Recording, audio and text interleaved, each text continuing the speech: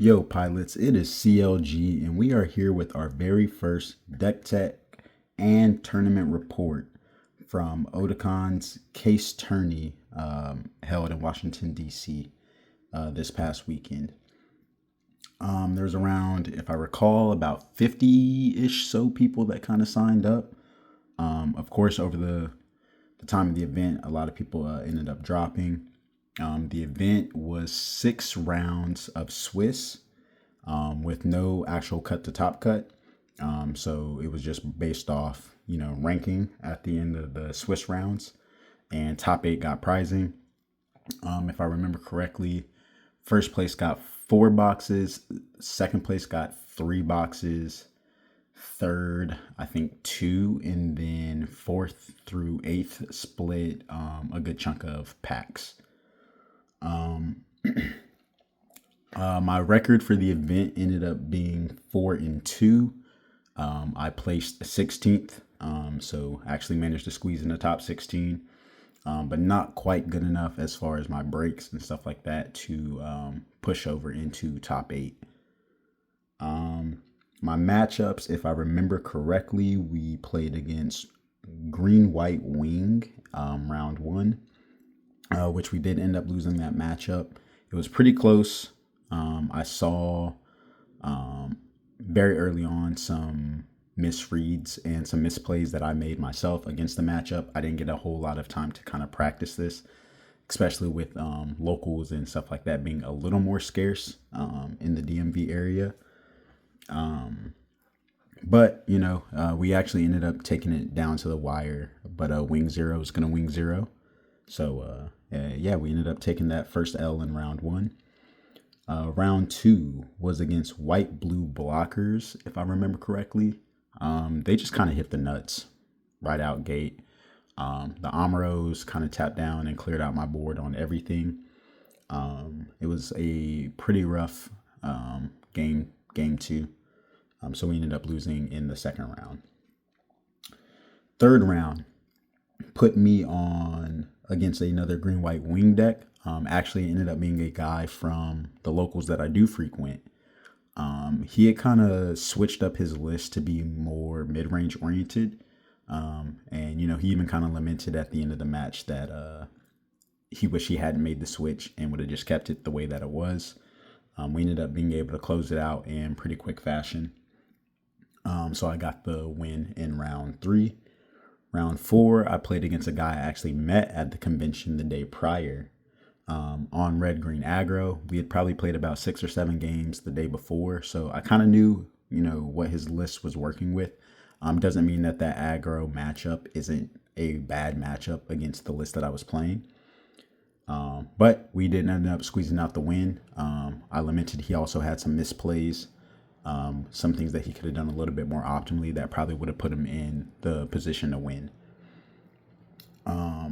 Round 5, I played against another White Blue Blockers list. Opposite of my round 2, this guy missed everything possible. And the deck that I was playing, we just kind of we tempoed out really well. Was able to just see all the pieces that we kind of needed and closed out the game pretty quick as well in this one. And then for my final matchup was against another green-white kind of breach ramp-ish wing deck. This guy also bricked pretty much all game. Had a lot of Gundams, but no pilots to match for the links. So he was kind of mispairing a lot of things and just trying to catch up. I remember very vividly that very last round. My opening hand was awful. By this point, you guys probably have noticed that I haven't mentioned what deck I was playing. Not necessarily to be a secret or anything crazy like that, but I was on red, white, justice, and freedom. I would say blockers. I would almost say it plays more like a tempo deck just because of the options with Archangel and the Strike Rogue. But yeah, surprisingly, ended up closing out much better than I started.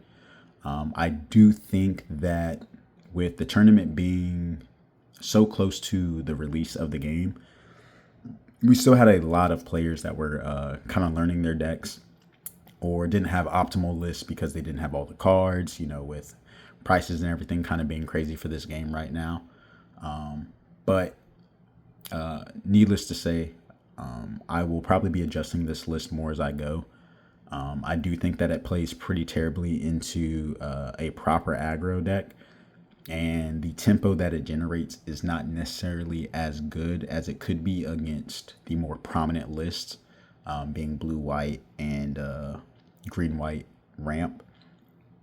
So we kind of find where we want to go if we want to continue playing in this specific color pairing, especially with the cards that are currently available to us. With all that said, we'll get into the list pretty quick. We'll start with the units. So in this list, I'm starting out with 3 of Choo Choo's Demi Trainer. Honestly, the primary reason we're playing this card is that it's a 2-on-2 that is a 3/1 body, so it trades pretty favorably. It's very similar to Green's Zaku 2, that's on 2/1, and that it can just pressure bases really well. The other important thing here is that it is also an attack loot effect. So, you can draw 1 and discard 1. Helps you kind of churn through your list to find your pieces a little more consistently, especially when we're in colors that aren't blue. So we don't have a whole lot of options to draw. The next card we are on 3 Strike Rogues. This card, low-key, was the MVP for a good chunk of my matchups. Just being able to pay 1 and restand my any card with blocker has been phenomenal. It lets you pretty much be that tempo kind of mid-range aggro deck where you can pressure their life and then still hold up your blockers to be able to, counter attack or block if need be. And it being a 3/2 also means that it can break EX base pretty easily and helps with the Choo Choos take down some of these 6 HP bases. Up next, we are on 4 Aegis Gundam MA modes. This card is supremely good, at least particularly in this list, just because of the Breach 3, the fact that it links with one of our main pilots, and that it is a 3/4 body. The 4 being the most important aspect because Wing Zero does ping it for 3 when it comes down. And this guy lives, at least, against that initially without additional ping damage coming its way. And then, of course, the fact that it has Breach 3 means that you can kind of trade into some of these aggro decks that are just swinging their bodies. You can clear up their bodies and kind of hit them with a little of their own medicine while being able to help take out some of their bases. Up next, we have 2 Launcher Strike Gundams. Now, I don't dislike this card. It's a 4/3 with a 3/4 body. Has Earth Alliance trait, which means it also pairs very well with a couple of the pilots we're running in the deck. It's a solid blocker. Also survives the Wing Zero kind of ping damage that it comes down with. Trades pretty well into quite a few of the bodies, especially being like the Rozelles and some of the other kind of more niche guys being ran out there. So like your Unicorn Gundam, your Sword Strike Gundams,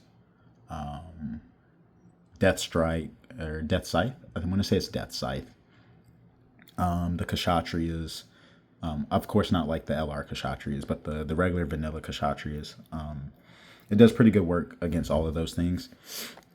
I did like it just at 2 because you normally have to make the choice between playing this or, MA mode on curve. But it served very well as being just that good middle of the road blocker that still was able to have a link target with some of the pilots in our deck. Of course, that leads us to our next blocker, which is 3 Perfect Strike Gundams. This card is weird, right? It's a level 5, 3 cost for a 4/4. So stat-wise, it's not doing anything crazy. It does survive. It does trade very well into a lot of things. And of course, it being Earth Alliance means that it can link with quite a few of our pilots still. The on-deploy effect to bounce back to hand, only kind of relevant against the aggro matchups where they are running I believe the card is Fortress Defense that makes like the 1/1s, or, like the Fall Mails that drop the 3/1s, or the Zaku that kind of drops the 3/1s. Other than that, it almost feels kind of bad bouncing cards back to their hand because you almost always would rather them just kind of go away. So this did only primarily hit tokens, especially because we're not necessarily running a ping package in this deck to kind of remove problematic cards to force them to redeploy. I almost always would have rather seen an L strike, unironically. So yeah, I don't know. I might take that out of the list and kind of shift towards another card that we have sitting in the list. But speaking of L strike, we are on 4 L strikes. Obviously one of the best blockers in the game, especially in the mid game.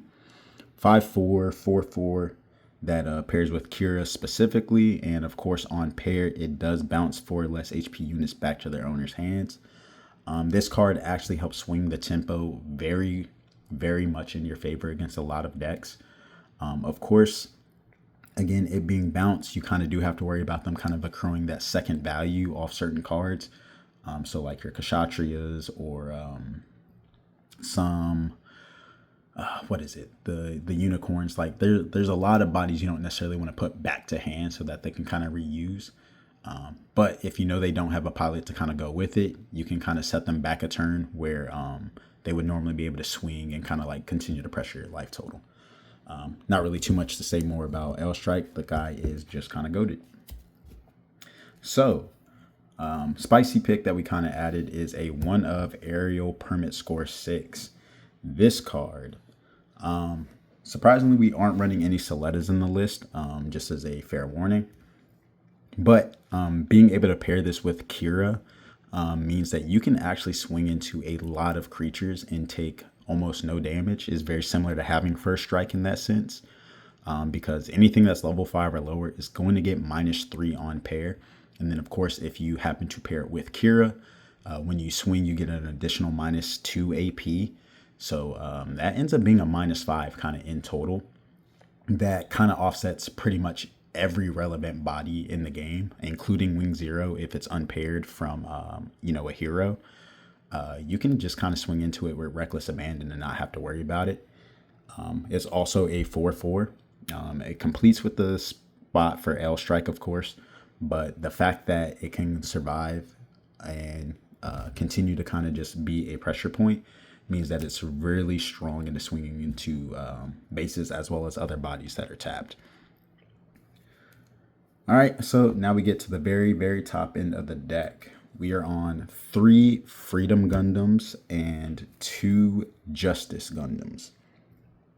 Now, it goes without saying that Freedom is just a very strong blocker, being a 4/6 body that can push up to, I believe, a 5. I believe it's a 6/7. It become a 6/7, pairing with Kira. And of course, while it's paired, anytime that you pair a white unit with any pilot, you just get to -2 AP anything. The fact that we are, again, running the Strike Rogues in this deck, and of course Archangel, which we haven't gotten to, means that even as a defensive body that Freedom Gundam tends to be, you can actually use it to pressure cards very easily, getting up to a -4, depending on your pairing and stuff like that during out your turns. And it being a 7 toughness means that it's very hard to just get over naturally. A lot of things can get up to 6 pretty easily, but when you start approaching that 7 or 8 mark, it gets a little riskier for some of the bodies out here. Then we have Justice Gundam.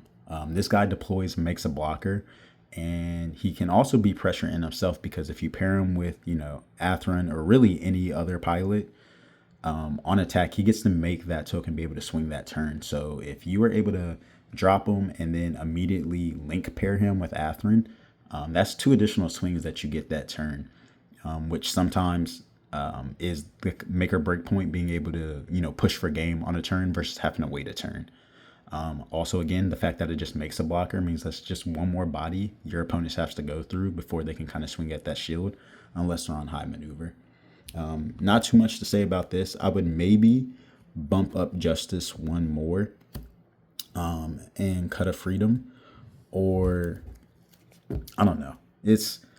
The deck is in a weird spot because trying to find that good balance between defense and offense has just been I would say the most challenging aspect of playing this list. I didn't get any reps against red blue pingers, So I really don't know what that matchup kind of feels like.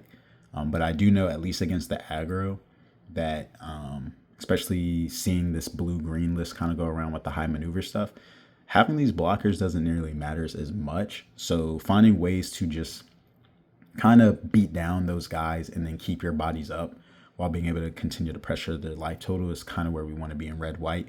And we have a lot of good command cards that can do that. So I might start leaning more into an aerial package that can make use of those commands. Speaking of commands, we're on 3, which arguably should have been 4, Overflowing Affection. I mentioned that I had a really bad hand in round 6. That hand was actually 3 Overflowing Affections, a Kira, and I believe Archangel as my mulliganed hand.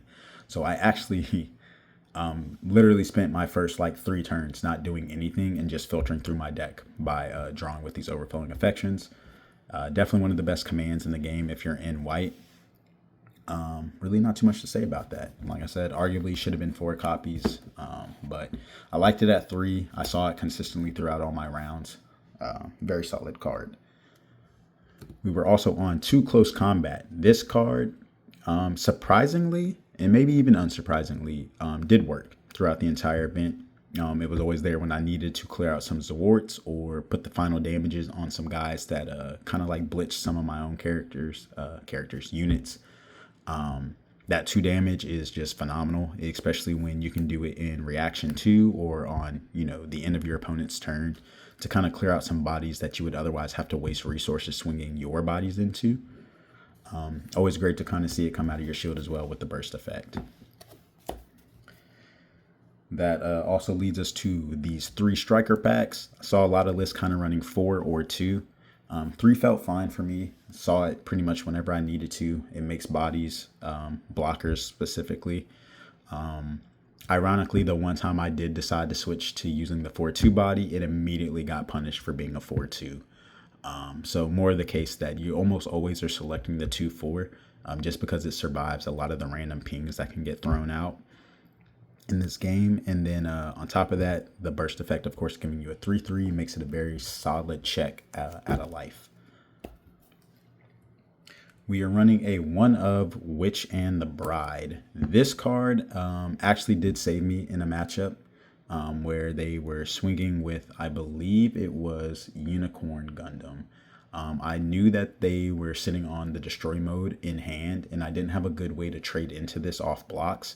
So I ended up leaving up 2 resources and bounced it back to their hand before that they could, I don't think they linked it with the Banniger. No, actually they did, because that's what made it a 5 in the first place. It was a 6-5 off the Banniger links. But yep, still bounced it, send it back to hand. Of course, you hate to see that come back down because now they can, draw. But it ended up saving me from losing that same turn because they had enough resources to pop it with the destroy mode, relink with Banniger links, and then get another swing resting down my only other blocker. That could have helped save some of that life. So I'm glad we ran the 1 of copy of this. I'm still on the fence on if I actually want to keep it long term with the list, but if I do pivot more to this aerial based list that can kind of reuse some of these command cards, I think a 1 of is pretty solid here. All right, so right before we get into a pilots, we have our last set of command cards, the Hawk of Endymion. Obviously, this guy also happens to be a pilot. Super relevant, being able to balance a lot of the low blockers, specifically like your Zords. We didn't run into any areas or anything like that where it kind of mattered on those.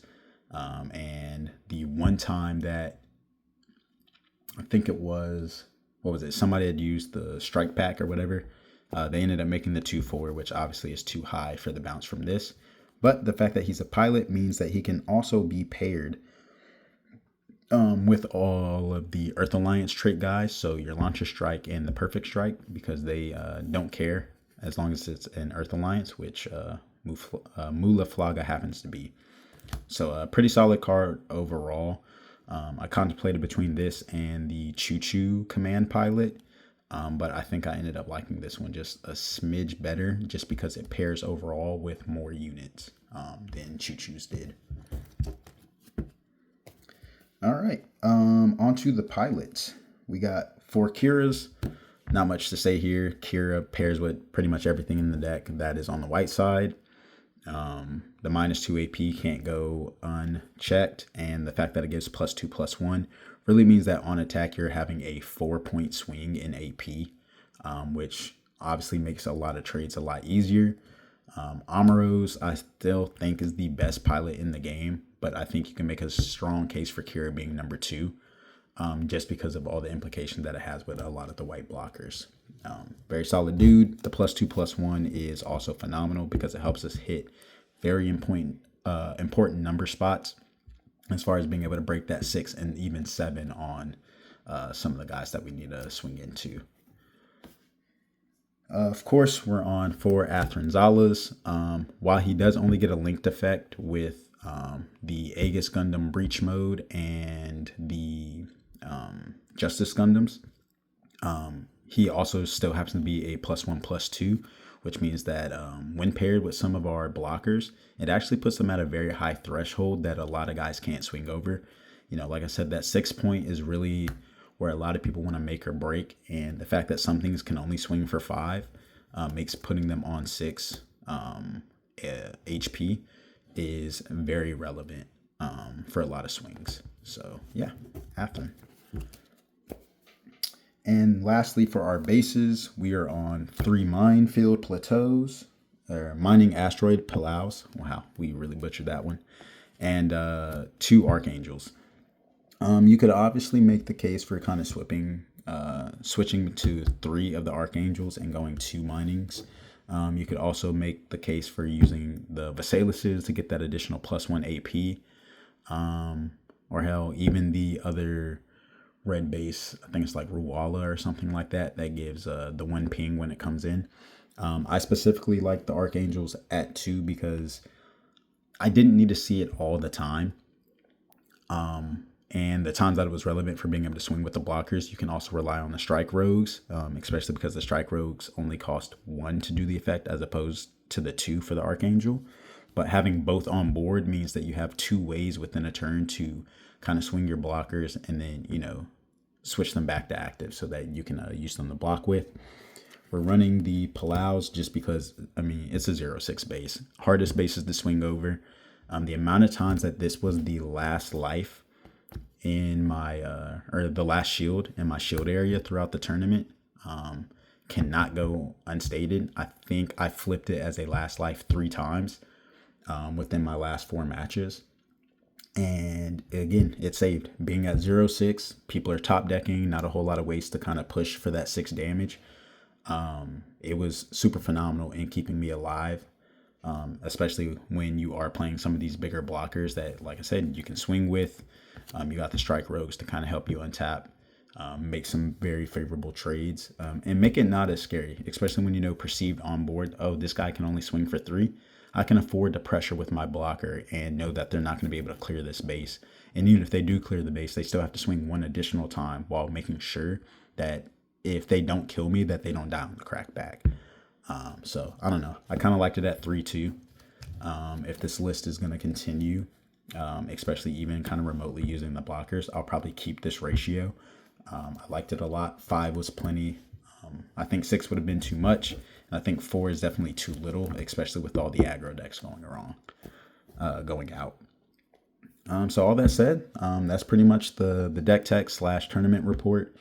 Like I said, I will be playing a modified version of this list continuously and kind of see how we go from there.